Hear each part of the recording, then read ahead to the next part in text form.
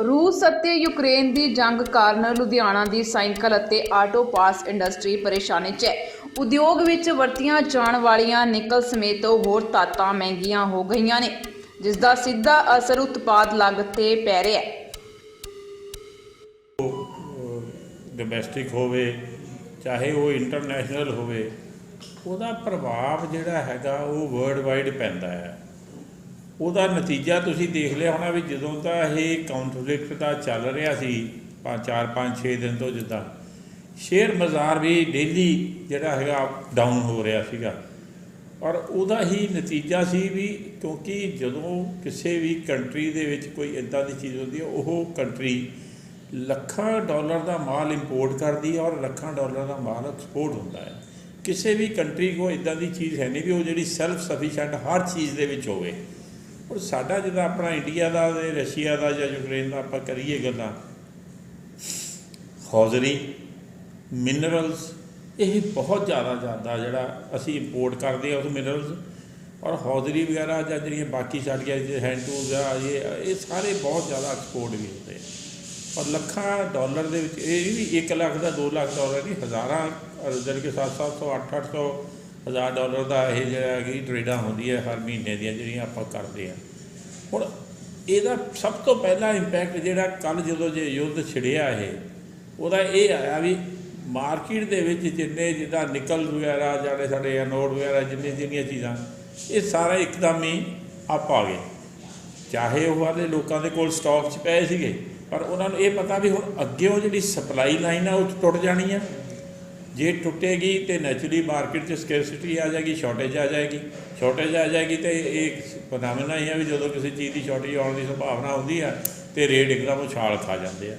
ਔਰ ਜਿਸ ਬੰਦੇ ਦੀ ਥੋੜ੍ਹੀ ਬਹੁਤੀ ਜਿੱਦਾਂ ਕਿਸੇ ਕੋਲ 500 ਕਿਲੋ ਦੇ ਮਹੀਨੇ ਦਾ ਲੱਗਦਾ ਅਤੇ ਉਹਨੂੰ ਵੀ ਹੋ ਜਾਂਦਾ ਪਤਾ ਨਹੀਂ ਯਾਰ ਹੁਣ ਪਤਾ ਨਹੀਂ 15 ਦਿਨ ਜਾਂ 2 ਮਹੀਨੇ ਅੱਗੇ ਕੀ ਹੋਣਾ, ਆਪਾਂ ਪਹਿਲਾਂ 1 ਟਨ ਲੈ ਕੇ ਰੱਖ ਲਓ।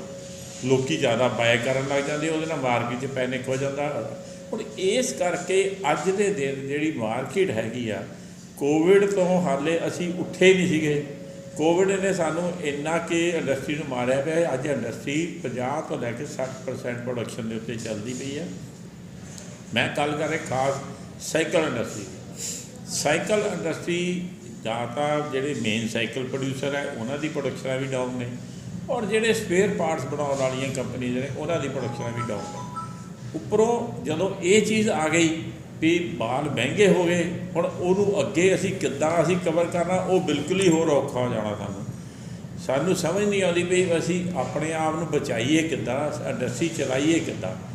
ਸਰਕਾਰਾਂ ਜਿਹੜੀਆਂ ਹੈਗੀਆਂ ਉਹਦਾ ਜਿਹੜੇ ਧਿਆਨ ਹੈਗਾ ਇੰਡਸਟਰੀ ਵੱਲ ਬਿਲਕੁਲ ਹੈ ਨਹੀਂ ਗੇ। ਆਪਾਂ ਜੇ ਕਹੀਏ, ਤੁਸੀਂ ਬਜਟ ਵੀ ਦੇਖਿਆ ਹੋਊਗਾ, ਬਜਟ ਦੇ ਵਿੱਚ ਵੀ ਇਹ ਹੈ ਵੀ ਕੋਈ ਇੱਦਾਂ ਦੀ ਚੀਜ਼ ਜਿਹੜੀ MSME ਸੈਕਟਰ ਵਾਸਤੇ ਚਾਹੀਦੀ ਸੀ ਉਹ ਨਹੀਂ ਕੀਤੀ ਗਈ।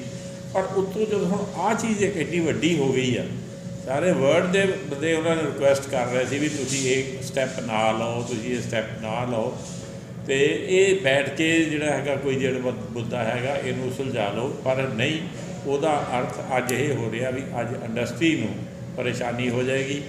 ਕੰਟੇਨਰ ਸਰਵਿਸ ਜਿਹੜੀ ਸਾਡੀ ਜਿੱਦਾਂ ਬਾਹਰ ਆਉਂਦੇ ਜਾਂਦੇ ਸੀ ਉਹ ਸਾਰੇ ਰੁਕ ਜਾਣੇ ਆ, ਕਿਉਂਕਿ ਸ਼ਿਪਿੰਗ ਲਾਈਨਾਂ ਬੰਦ ਹੋ ਜਾਣੀਆਂ, ਜਿਹੜੀਆਂ ਕੰਟਰੀ ਤੋਂ ਮਾਲ ਆਉਂਦੇ ਸੀ ਉਹ ਬੰਦ ਹੋ ਜਾਣੇ ਆ, ਉਹਦੇ ਕਰਕੇ ਸਾਰਾ ਰੁਕੇਗਾ। ਔਰ ਜਿੰਨੇ ਅੱਗੇ ਸਸਤਾ ਥੋੜ੍ਹਾ ਜਿਹਾ ਸਸਤੇ ਹੋਏ ਸੀ ਕੰਟੇਨਰ, ਉਹ ਦੁਬਾਰਾ ਸਾਨੂੰ ਲੱਗਦਾ ਫਿਰ ਉਹੀ 17 ਹਜ਼ਾਰ ਡਾਲਰ 'ਤੇ ਪਹੁੰਚ ਜਾਏਗਾ। ਜਿਹੜਾ 4,000 ਡਾਲਰ ਦਾ ਕੰਟੇਨਰ ਅਸੀਂ ਪਹਿਲਾਂ ਲੈਂਦੇ ਸੀ, ਹੁਣ ਥੋੜ੍ਹਾ ਜਿਹਾ ਈਜ਼ ਹੋ ਕੇ 10-11 ਹਜ਼ਾਰ 'ਤੇ ਉਹ ਆਇਆ ਸੀਗਾ। ਹੁਣ ਇਸ ਕੰਪਲੇਂਟ ਦੇ ਨਾਲ ਲੱਗਦਾ ਵੀ ਉਹ ਦੁਬਾਰਾ ਫਿਰ ਉੱਥੇ ਹੀ ਹੋ ਜਾਏਗਾ।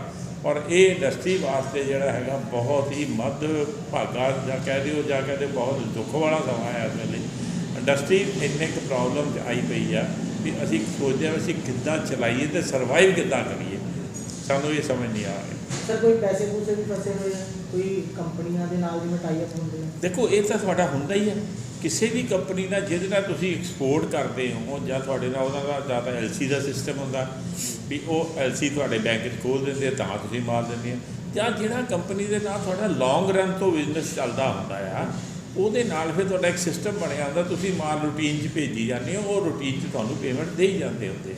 ਪਰ ਜਦੋਂ ਇੱਦਾਂ ਦੀ ਸਿਚੁਏਸ਼ਨ ਆ ਜਾਂਦੀ, ਆਪਾਂ ਦੇਖਿਆ ਕੋਵਿਡ 'ਚ ਆਮ ਸਾਨੂੰ ਕੀ ਕਹਿੰਦੇ ਸੀ ਬੰਦੇ, ਉਹ ਜੀ ਬੈਂਕ ਬੰਦ ਨੇ ਜਾਂ ਜੀ ਪਿੱਛੋਂ ਪੇਮੈਂਟ ਸਾਨੂੰ ਆ ਨਹੀਂ ਰਹੀਆਂ, ਆਉਣਗੀਆਂ ਤਾਂ ਅਸੀਂ ਤੁਹਾਨੂੰ ਅੱਗੇ ਭੇਜਾਂਗੇ। ਕੋਈ ਜਿਹੜੀਆਂ ਪੇਮੈਂਟਾਂ 2 ਮਹੀਨੇ ਜਾਂ 3 ਮਹੀਨੇ ਦਾ ਚੱਲਦਾ ਸੀ ਉਹ 6-6 ਮਹੀਨੇ ਤੱਕ ਹੋ ਗਈਆਂ ਲੋਕਾਂ ਦੀਆਂ। ਅਤੇ ਥੋੜ੍ਹਾ ਜਿਹਾ ਹੁਣ ਈਜ਼ ਹੋਣਾ ਸ਼ੁਰੂ ਸੀ, ਹੁਣ ਇੱਦਾਂ ਹੀ ਐਕਸਪੋਰਟ ਹੋਣਾ। ਜਦ ਉਹਨਾਂ ਦੇ ਉੱਥੇ ਵਾਰ ਲੱਗੀ ਹੋਈ ਆ, ਉਹਨਾਂ ਦੀ ਇੰਪੋਰਟ ਐਕਸਪੋਰਟ ਹੋ ਜਾਣੀ। ਇਸ ਵੇਲੇ ਨਾ ਤਾਂ ਉੱਥੇ ਉਹਨਾਂ ਦੇ ਮਾਲ ਵਿਕਣੇ ਆ, ਕਿਉਂਕਿ ਹਰ ਬੰਦੇ ਨੂੰ ਤਾਂ ਆਪਣੀ ਜਾਨ ਦੀ ਪਈ ਹੋਈ ਹੋਣੀ ਹੈ ਵੀ ਮੇਰੀ ਆਪਣੀ ਜਾਨ ਕਿੱਦਾਂ ਮੈਂ ਬਚਾਉਣੀ ਆ। ਉਹਨੂੰ ਕੰਮ 'ਚ ਚਲਾਉਣ ਦੀ ਨਹੀਂ ਵੀ ਮੈਂ ਹੁਣ ਮੇਰੀ ਦੁਕਾਨ ਖੋਲ੍ਹ ਕੇ ਮੈਂ ਸਮਾਨ ਵੇਚਾਂ ਜਾਂ ਕੱਪੜੇ ਵੇਚਾਂ ਜਾਂ ਵੇਚਾਂ। ਉਹਨੂੰ ਤਾਂ ਇਹ ਡਰ ਲੱਗਿਆ ਰਹਿਣਾ ਵੀ ਕਿਸੇ ਵੇਲੇ ਵੀ ਛੱਲ ਮੇਰੇ 'ਤੇ ਨਾ ਗਿਰੇ, ਕਿ ਮੈਂ ਆਪਣੀ ਜਾਨ ਪਹਿਲਾਂ ਬਚਾਵਾਂ, ਦੁਕਾਨ ਬਾਅਦ 'ਚ ਚੱਲਦੀ ਰਹੂਗੀ। ਕਿਹਾ ਵੀ ਜਾ ਰਿਹਾ ਕੋਈ ਯੂਕਰੇਨ ਦੇ ਵਿੱਚ ਆਪਣੇ ਭਾਰਤੀ ਵਪਾਰੀ ਵੀ ਗਏ ਹੋਏ ਸੀਗੇ, ਜਿਹੜੇ ਇੰਡਸਟਰੀਲਿਸਟ, ਉਹ ਵੀ ਕਿਤੇ ਨਾ ਕਿਤੇ। ਦੇਖੋ ਉੱਥੇ ਆਪਣੇ ਵਪਾਰੀ ਵੀ ਗਏ ਹੋਏ ਆ, ਆਪਣੇ ਬੱਚੇ ਵੀ ਬਹੁਤ ਗਏ ਹੋਏ ਆ ਜਿਹੜੇ ਪੜ੍ਹਨ ਜਾਂਦੇ। ਯੂਕਰੇਨ ਦੇ ਵਿੱਚ ਮੈਡੀਕਲ ਕਰਨ ਵਾਸਤੇ ਬਹੁਤ ਬੱਚੇ ਜਾਂਦੇ ਆ।